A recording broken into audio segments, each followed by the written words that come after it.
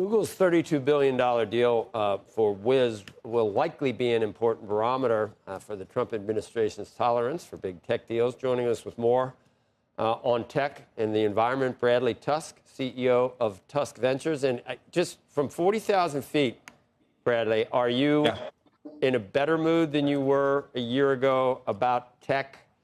Or are there so many cross currents that we just don't know at this point how it's going to play out? I thought it was going to be deregulated.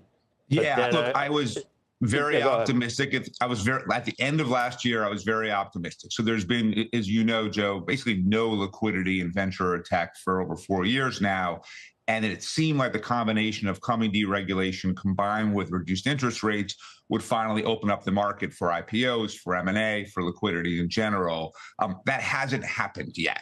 There are some signs, like you mentioned, the Google acquisition of Wiz. There are a few IPOs that are going to be tested, and we'll see how they go. But I think a lot of the instability in the market overall has taken what we thought would be finally the opening up of venture and pushed that back.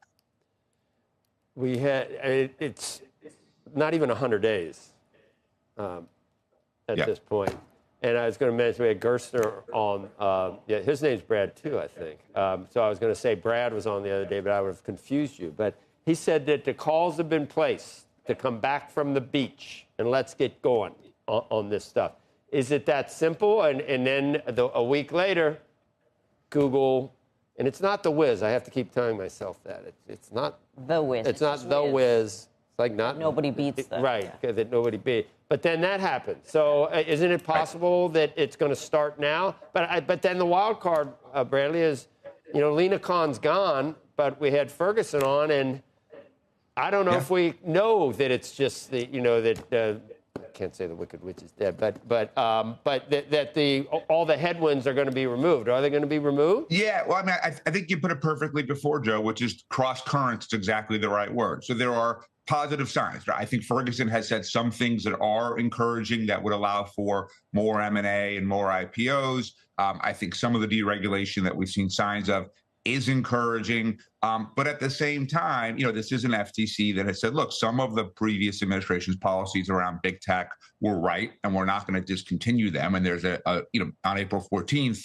Meta's antitrust suit goes to court. And so we'll see a lot there in the next few weeks. And also at the same time, you know, there's whatever the government says and does, but there's also what the market says and does. And I think if you are a tech startup and you're ready to go public, but the market is in total chaos, and you think that, you know, your valuation is going to get cut in half or even more, you're going to hold off and wait. And so, you know, for this to happen, you need the government both saying things and you need the market believing them. And it's not just here, I guess. One thing we can always count on is the EU to try to make up for the total lack of any innovation over there in technology. But they can get, you know, if they can get 5, 10, 15, 20% of what our companies generate in revenues, we can count on them to try to do that, right? Or do they have, do their cases have merit? I guess maybe they have some merit, but...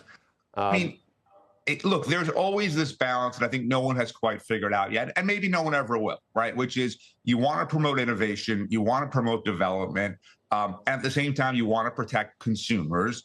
And there's no clear line as to where that is. The EU has erred much more on the side of consumer protection at the expense of innovation, which is why so few big tech companies come out of Europe.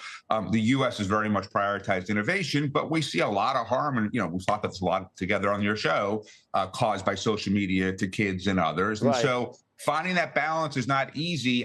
Overall, I still think the American approach towards innovation is the right one, but, you know, we could certainly do better as well in protecting kids and protecting people on the internet. No doubt. I wasn't even, that didn't even occur to me that I think they're more consumers are helped through innovation. Now, you brought up the social media, but I never feel like I'm really paying a lot for what I get from technology right now. It seems like the cost keeps going down and down and down, and that comes from the innovation and not being not heavy-handed regulation, which they have. But you're right about, I don't know what to do with you know, with what we see. And I'd hate to be a kid in high school nowadays. I wonder if to a certain extent you and I don't feel the cost because we have the benefit at this point of age and wisdom and maturity. But our kids, I've got an 18-year-old and a 16-year-old, and I've seen how they've struggled to a certain extent with the internet. And I think being a kid is hard in any society or any generation. And I think in this age with the internet, it's even harder. And so, my hope is that getting back to this country, that this administration tries to find the right balance between really furthering innovation, especially around AI, but also making sure that, people are protected. I think, for example, the administration's policies towards crypto are exactly right, which is there's no reason not to allow crypto to try to evolve and capture greater market share. But at the same time, there's a lot of fraudsters out there, and we should be protecting consumers from fraudulent ICOs and things like that. And that is the proper role of the SEC when it comes to crypto. And so I think it's just finding that right balance in each of these cases.